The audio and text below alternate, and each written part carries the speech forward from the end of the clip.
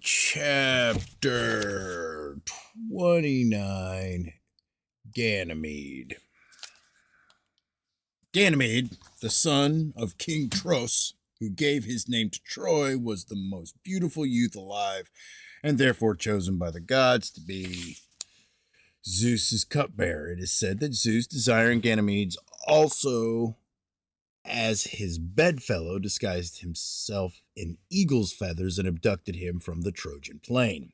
B. Afterwards, on Zeus's behalf, Hermes presented Tros with a golden vine, the work of Hephaestus, and 2 fine horses in compensation for his loss, assuring him at the same time that Ganymede had become immortal except from the miseries of old age, and was now smiling, golden bowl in hand, as he dispensed bright nectar to the Father of Heaven. C. Some say that Eos had first abducted Ganymede to be her paramour, and that Zeus took him from her. But that as it may, Hera certainly deplored the insult to herself and to her daughter, Hebe, until then the cupbearer of the gods. But she succeeded only in vexing Zeus, who set Ganymede's image among the stars as Aquarius, the water carrier. Footers. 1. Ganymede's task as wine pourer to all the gods, not merely Zeus in early accounts, and the 2 horses given to King Tro as compensation for his death suggests the misreading of an icon which showed the new king preparing for his sacred marriage. Ganymede's bowl will have contained a libation poured to the ghost of his royal predecessor, and the officiating priest in the picture, to whom he is making a token resistance, has apparently been misread as amorous Zeus. Similarly, the waiting bride has been misread as Eos by a mythographer who recalled Eos's abduction of Tithonius, son of Laomedion, because Laomedion is also said by Euripides. Where does that go to? To have been Ganymede's father. Blah, blah, blah. This icon would equally illustrate Peleus' marriage to Thetis, which the gods viewed from their 12 thrones. The 2 horses were ritual instruments of his rebirth as king after a mock death. The eagle's alleged abduction of Ganymede is explained by a Saracen black-figured vase. An eagle darting at the thighs of a newly enthroned king named Zeus typifies the divine power conferred upon him. His Ka, or other self, just as a solar hawk descended on the pharaohs at their coronation. Yet the tradition of Ganymede's youth suggests that the king shown in the icon was the royal surrogate, or interrex, ruling only for a single day.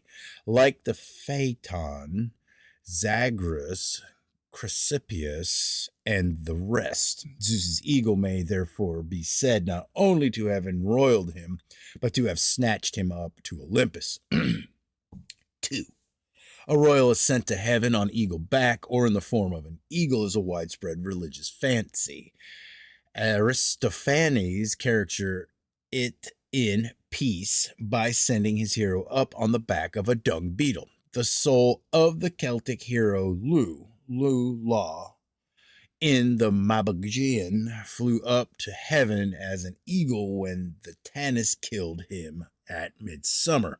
Atana, the Babylonian hero, after his sacred marriage at Kish, rode on eagleback towards Ishtar's heavenly courts, but fell into the sea and was drowned. Etana's death, by the way, was not the usual end-of-the-year sacrifice, as in the case of Icarus, but a punishment for the bad crops which had characterized his reign.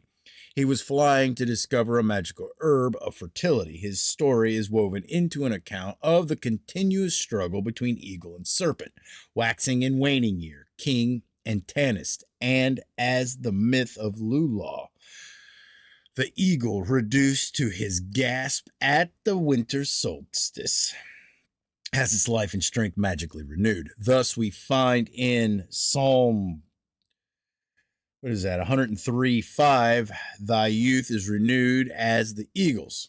3.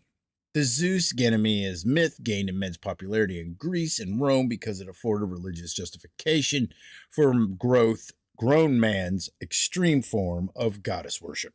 Sibyl's male devotees tried to achieve ecstatic unity with her by emasculating themselves and dressing like women. Thus, the sodomistic priesthood was a recognized institution in the great goddess's temple at Tyre, Joppa, Hierapolis, and at Jerusalem until just before the exile. But this new passion for the introduction of which Thamyris has been given the credit by Apollodorus emphasized the victory of patriarchy over matriarchy. It turned Greek philosophy into an intellectual game that men could play without the assistance of women, now that they had found a new field of homosexual romance. Plato exploited this to the full and used the myth of Ganymede to justify his own sentimental feelings towards his pupils. Though elsewhere he denounced sodomy as against nature and called the myth of Zeus's indulgence in it a wicked Cretan invention. Here he has the support of Stephanus of Byzantium, who says that King Minos of Crete carried off Ganymedes to be his bedfellow, having received the law from Zeus. With the spread of Platonic philosophy, the hitherto intellectually dominant Greek woman degenerated into an unpaid worker and breeder of children wherever Zeus and Apollo were the ruling gods. 4.